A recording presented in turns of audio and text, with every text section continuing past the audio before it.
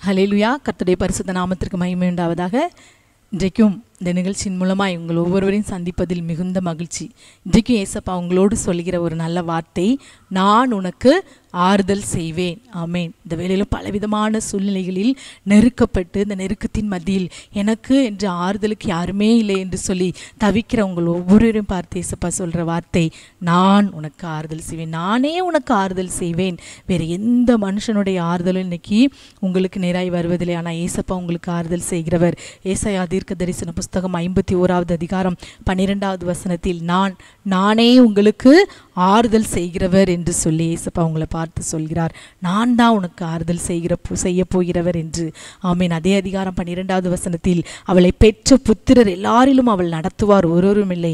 அவள் வளர்த்த குமாரர் எல்லாரிலும் அவளை கை கொடுத்து அழைப்பார், ஒருவரும் இல்லை. உங்களை நடத்துவதற்கும் உங்களோடு கூட உங்கள் சூழ்நிலையில் உங்களுக்கு கை கொடுத்து உற்ற தோழர்களாய் உங்களுக்கு உதவி செய்ய கை கொடுத்து தூக்க இன்றைக்கு உங்களுக்கு ஒருவரும் இல்லை என்று சொல்லி ஒரு கவலையோடு ஒரு அங்கலாய்ப்போடு உங்களுக்கு ஆறுதல் இல்லை என்று சொல்லி நீங்கள் புலம்பி தவிக்கலாம். இன்று இவ்விரண்டும் உனக்கு சம்பவித்தது. உனக்கு பரிதபிப்பார் யார்?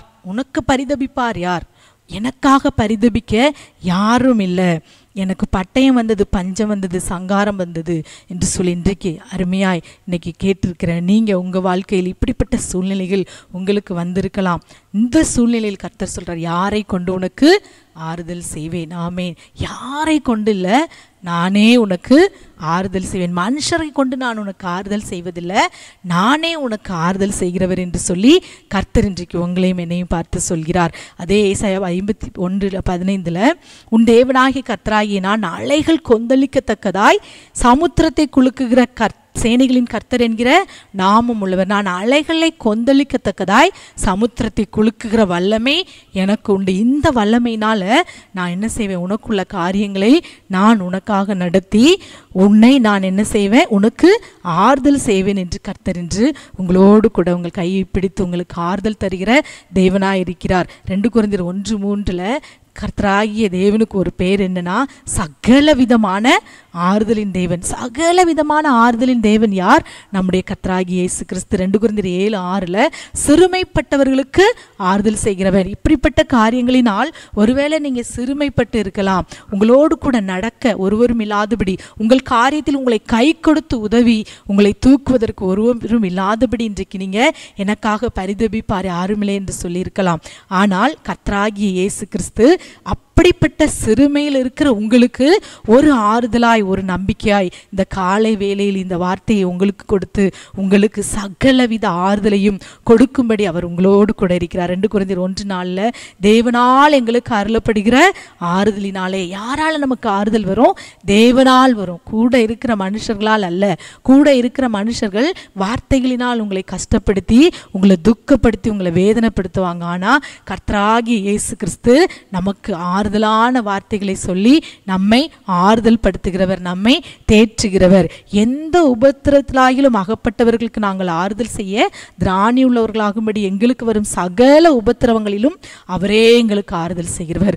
உங்களுக்கு இந்த நாளில் வருகிற எல்லா உபத்திரவங்களில் இருந்து உங்களுக்கு ஆறுதல் செய்கிறவர் சேனைகளின் கர்த்தராகிய இயேசு கிறிஸ்து. ஆமீன். ஹல்லேலூயா.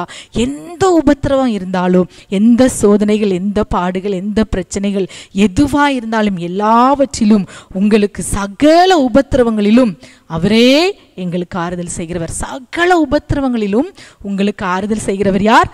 கர்த்தராகிய இயேசு கிறிஸ்து. அவர் வல்லமை உள்ளவர், அவர் பராக்கிரமம் உள்ளவர், அவர் உங்களை நேசிக்கிறவர், உங்கள் மீது அன்புள்ளவர். ஆமேன்.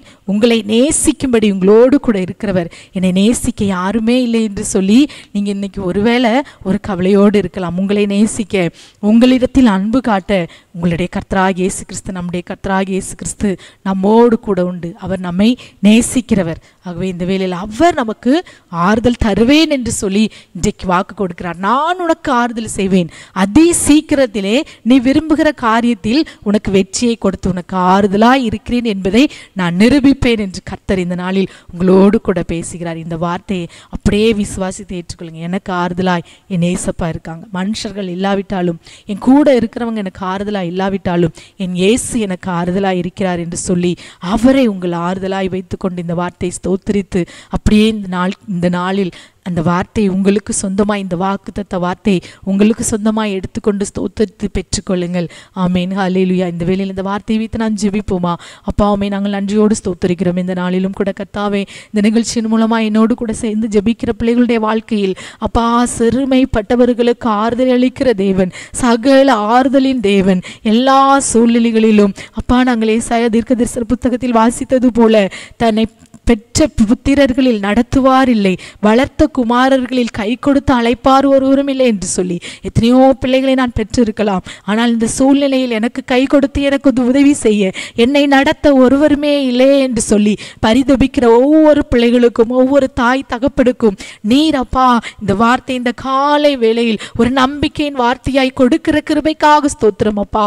சகல உபத்திரவத்திலும் நீரே ஆறுதல் செய்யுங்கப்பா. நீரே ஒரு ஆறுதலாய் இருந்து நடத்துங்க.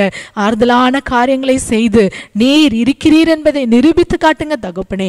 எல்லா காரியங்களையும் உடைய கரத்தில் ஒப்பு கொடுக்கிறோம். ஒவ்வொரு பிள்ளைகளையும் ஆசீர்வதியும் பலப்படுத்தும். சகல துதி கனமாகி உமக்கே செலுத்துகிறோம். இயேசுவின் நாமத்தில் ஜெபிக்கிறோம் நல்ல பிதாவே. ஆமீன், ஆமீன்.